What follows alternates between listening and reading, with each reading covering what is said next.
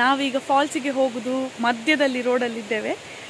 Voice ಕೇಳಿಸ್ತಿರ್ಬೋದು ನಿಮಗೆ, ಇದರದ್ದು ಫಾಲ್ಸಿದ್ದು full ನೀರಿದ್ದು voice ಕೇಳಿಸ್ತಾ ಉಂಟು. ನಾವು ಇಲ್ಲಿಂದ ಬಂದಿದ್ದು ಸ್ಟೆಪ್ಸ್, ಇಲ್ಲಿಂದ ಹೀಗೆ ಹೋಗಿದೆ ಅದು ಮೇಲೆ ತನಕ. ಫುಲ್ಲು ಸುತ್ತ ಮರ ಉಂಟು.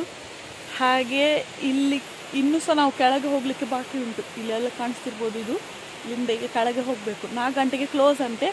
ಈಗ ಟೈಮ್ 3:30 ಆಗಿದೆ. ಸೊ ನಮಗೆ ಇನ್ನೂ ½ ಆನ್ ಅವರ್ ಉಂಟು.